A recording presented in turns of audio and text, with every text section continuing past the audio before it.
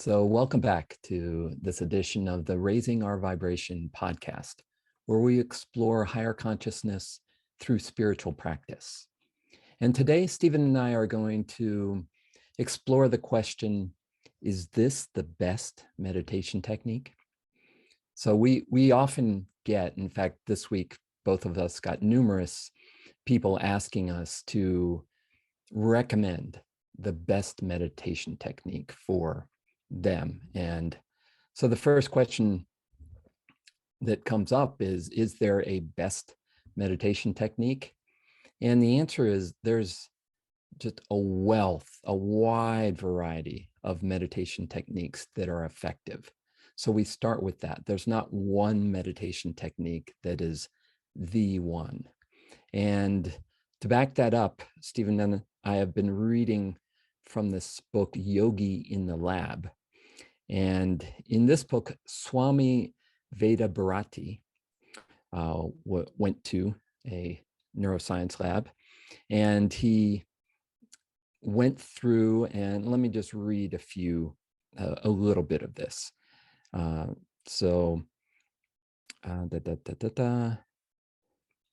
It has been observed and recorded that he changes his brainwave patterns volitionally within a minute or two by changing the method of meditation. In one test, he successfully demonstrated his ability to have a random number generating machine generate significantly coherent numbers. In the latest tests, he demonstrated the effectiveness of 11 different methods of meditation in a 50-minute session. Each method produced different sets of brainwaves within a minute or two of entering the state thus produced. So from that, we can see that even for this one yogi, there were a wide variety of meditation techniques that he used. There were 11 that were recorded in this study, and each of them had a different purpose, right? Each of them correlated with a different brainwave pattern, and each of them has a different purpose. So the first question that we respond back to someone who asks us this question about the best meditation technique for them is, well, what's your purpose in meditation? What's your intention? And that's really where it all starts, because you could have the intention to reduce stress, and then maybe a conscious relaxation technique, such as breathing in for 4 counts and breathing out for 8 counts, would be effective, because that activates the vagus nerve and stimulates your parasympathetic nervous response. So that would be appropriate for the person whose goal was that. Or maybe it's to develop better concentration. And you could do a meditation where you are counting your out breaths and see how many you can count in succession without losing track of your count. So commonly, you either count your out breaths in cycles of 10, or you may increase that until trying to count 100 consecutive breaths, for example. And that's a great way to develop sustained concentration. Or maybe your focus is on your health. And in that case, an inner smiling meditation where you're bringing this warm, positive, loving energy through all your internal organs. That's a powerful practice for health and vitality. So the response to that question really depends on what you're looking for, and not so much of just saying, oh, this meditation is the be all and end all. So start with intention. What's your intention in meditating? And then that each meditation technique is going to develop specific skills or specific beneficial states that relate to what you're looking for. So that's an entry point. So we start there. And so Stephen, you have a few things you want to add on that basic idea, and then we're going to see where we go from there. Yeah, Kevin, thank you. And love and blessings to everybody who's listening. Actually, when you were telling the story about Swami, the guru or the yogi in the lab, it reminded me of the number of tests that both you and I have done in different labs, and especially when I worked with Dentsu in their lab here in Tokyo. They wanted me to do tests that were always 60 seconds, 60 seconds at rest. Okay, 60 seconds raise intensity, 60 seconds rest high above the crown, 60 seconds. So I'm aware how, that rapid shift in state can happen when you have practiced and when you actually develop some, let's say, adaptability and dexterity and flexibility around different states in meditation. That is perhaps one of the good check-ins, is whether you can reach a state of stillness or state of activation or a state of deactivate within very short periods of time. So that was one thing. The other thing that occurred to me when you were speaking was when I took a group of students some years ago. It was on a science exploration trip, and we went to a science museum down in Yokohama, which is near Tokyo if you haven't been to Japan. And they had a random number generator, and the student, they were all teenagers, were trying to affect it, and it gave you the probability of what it, so you do 3 or however many counts, and it would say you've generated this, with this probability or this probability. And I got this really very high, statistically unlikely chance of repeating the same number. And I discovered the simple way of doing it was that I dropped into, I know that the heart field effects generate, right? It has a very large field. So I dropped into a particular meditative space in the heart, which I knew would generate large fields. And of course, it affected the random number generator. And I got it, statistically, they said it would, it was about a 1 in 10 chance that would have happened randomly. And I could repeat it over and over, over and over 3 times in a row. So it was a really useful test, and looking at how does that work, and also looking at the ways that you might actually interact with a random number generator. So that was one of my experiences with it. It was very, very unique. The kids were rather intrigued. They tried to do it and they couldn't get it to, they couldn't affect it consistently. So that was kind of, that was just one way that I realized that the interaction of our meditative or energy or frequency spaces can interact with the 0 point field. So that was kind of a curious insight over the years that I've done these kind of practices.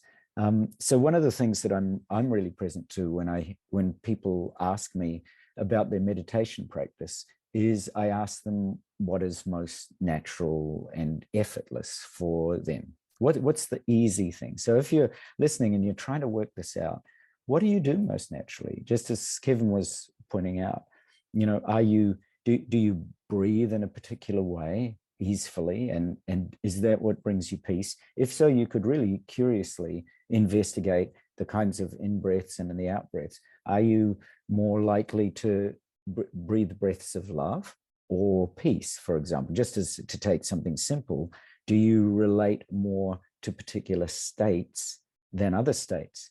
So one of the, in the ancient wisdom practices, especially some of the Tibetan practices like Dzogchen and Mahamudra, they speak about resting in your true nature without any effort or distraction. So their view is simply that, or the view of these practices is simply that you're already perfect. You're already that which you're trying to be right now, like in the sense of, for example, awareness of awareness. If you don't focus on the computer while you're listening to me, you can be aware of other things. You can be aware of the space, right? And equally, if you bring your attention back to the computer, you can be aware of the computer. And then you can switch back to awareness of the space around the computer. So as you start to work with your meditation practices like that, you can bring simple awareness as a practice into every moment. So you start to realize that there is a kind of natural and effortless pathway for you. And some people are attracted to subtle energy practices. Some people are attracted to mindfulness. Some people are attracted to different other practices like Vipassana, some of the Tibetan practices, Christian mystical practices, some of the ancient yoga practices. So all of them, of course, lead to the same pure and effortless path. And what you're drawn to is just as much a pointer towards your path as what you're not drawn to.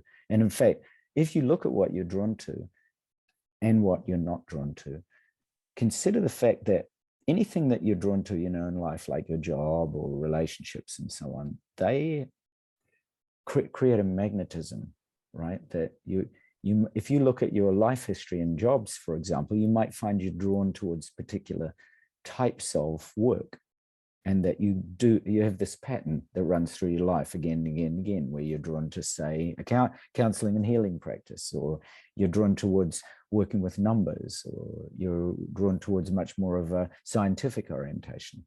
So you kind of take that for granted, that that's what you're drawn to because you've found out you've got those skills and talents. So it's no different with meditation practice. You're drawn magnetically towards certain things like silence or stillness or spaciousness. So you could consider just those. Which one, when I close my eyes, is it more of a silence that I'm drawn to? Is it more of a stillness in the body? Is it more a spaciousness of mind? So that really, really simple test can actually point to what you're drawn to. When I studied for some years with Tenzin Wangyal Rinpoche, he always used to say that, he used to say, don't just go into stillness and say that's that, but, be aware of the stillness, be aware of the silence, be aware of the spaciousness, because then you start to learn about your practice and you learn about what you're drawn to. And then what you're drawn to creates magnetism, and you start to develop, again, this dexterity and skill and so on, much the same way as you would with a job. So I was looking, as I normally do before we have these discussions, Kevin, at some of the kinds of practices and experiences and research around this kind of area. And I've always loved, for some years, Andrew Newberg's research, because he tends to look right across the grounds of neuroscience and neurotheology and spiritual and mystical practices. And he was at the point in his research of looking at mystical practices, for example. And of course, that sits very kindly with my heart. And he looked particularly at practices in neurotheology, theological study across quite a large group of participants, and it was through a survey. And he looked at mostly at retrospective accounts of their spiritual experiences, practices, and an attempt to try and correlate and use the data and connect them to specific brain processes. So he got as far as identifying 5 elements of experiences. And again, a bit like stillness, silence, and spaciousness, or love and peace and light, there might be some aspect of this that you can relate to your practice. So he identified first a sense of intensity, when we're really, and this doesn't have to be an intensity that knocks you out cold. It can be a real sense of intensity, like devotion, right? For example, to your practice. So if you really find your practice, you fall in love with your practice, then there's a sense of devotion that you bring to it. There's a sense of intensity. So he identified that as really the first part, that people had this real deep sense of intensity with the experience and with the practice. The second one was a sense of clarity, right? There's no doubt, going back to my job analogy, if you, or falling in love, being in love with a partner, if there's no clarity, if there's a lot of confusion around your job or your partner and so on, then it doesn't sit well, right? You're often questioning, is this the right job? Is this the right relationship? Is this the right practice? Right? So that sense of clarity becomes really important. So if you're doing your practice and you have this really deep sense of clarity, that perhaps points to, this feels like the right practice for me. And the third one he said was a sense of unity. So he discovered that most of the respondents talked about a sense of unity. And he speaks about a continuum that in the beginning, when we start, we often feel really separate, right? There's a separate identity, a separate self, a separate me. And then gradually, as we go through in life, we start to form friendships with people. So I have this deep, intimate friendship with Kevin, and he and I connect on so many different levels right throughout life. So that's another step towards this continuum of unity. And then the next step is you get into groups, communities, just like we have with the Raising Our Vibration community. So you develop, again, a greater sense of unity because you extend out the friendship to include many friends. And then as you go even deeper, there's a sense of real unity that you feel in your practices together. And you actually feel like you're connected in to the whole field, to everybody, that there's no longer that sense of separation. So he mentioned that a sense of unity is a really classic, standard or marker for you in your practices as you go deeper. The unity becomes more and more. There's not so much a sense of that separate me anymore. And the fourth one was a sense of surrender. So that as you, and this gets right back to what Kevin and I were talking about finding the right path for you, this natural sense. What as you surrender, you actually start to flow, right?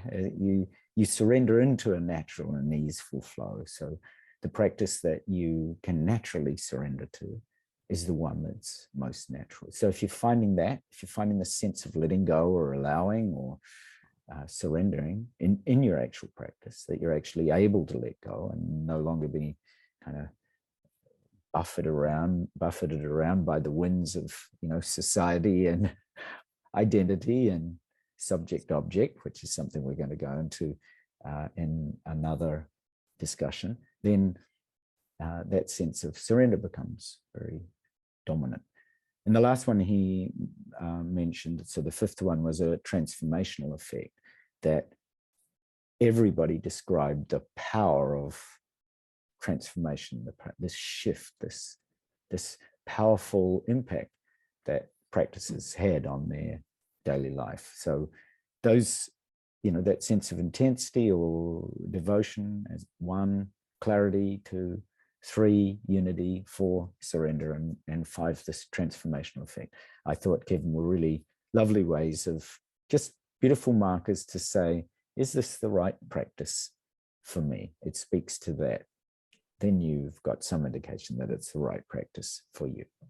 Oh, beautiful, beautiful. So just wrapping that kind of train of thought together, first there's that asking the question of, well, why are you meditating? What's your purpose? What's your intention?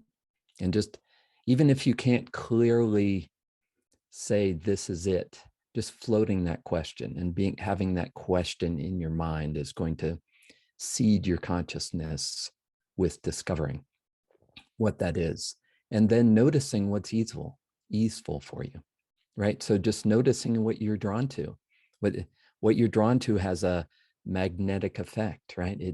It pulls you forward and draws you into an effortless concentration. So what do you enjoy? What techniques or practice really give you a sense of peace and joy and ease and flow? And then recognizing those signs within the practice that you talked about, those 5 signs, just being very present in your practice, being very aware in your practice, which is the heart of practice, right? Is paying attention on purpose in the present moment, and noticing and recognizing within yourself those signs arising. So people are often asking, what am I supposed to be looking for, right? Or what's right for me? But all 3 of these direct the question back to the person asking it, right? To say, well, why are you meditating? Why are you choosing to do this instead of something else with your time? What feels easeful and joyful for you? And as you do that easeful, joyful thing, really make note of what happens in your inner experience. Pay fine, close attention and cultivate that deeper paying attention so that you recognize and flow with the practice and know for yourself, because it's self-evident in the experience, right? It's so clear, it's so vivid in your own experience. And so all of that is about really taking time with your practice, being very mindful and intentional in your practice, rather than just thinking, oh, sit down, I have 15 minutes and I'm going to do this. Oh, here we go. And now I did it. That was okay. All right. Now I'm on to the next thing. Right. Right. So, meditation is not like any other task that you have. It really asks of us that we pause and take a break from all that task-oriented activity and really tune in inside, activate interoception, activate that present sensory awareness, and learn about what's happening in this amazing body, heart, mind system that has this deep intelligence woven through it. And as we tune into that, we know there's an inner sense of what's right for us. And following that inner sense and being consistent in giving ourselves the time to really tune in, to really pay attention, to really feel what's present, that's going to lead us towards what we're going to talk about next time, is that absorption in whatever practice feels easeful for you is going to lead you beyond yourself and beyond the sense of separation that you have. And we'll go deeper into that and explore what that is like, and maybe the ultimate purpose in meditation next time. Thank you, Kevin. And thank you, everybody. I mean, that's Kevin, that was a beautiful sum up and so very true. So we certainly look forward to seeing you all on the next podcast when we explore what that really deep absorption into natural, effortless, and boundless awareness truly is. Thank you, Stephen, and thank you all for watching and listening. Thank you for your practice.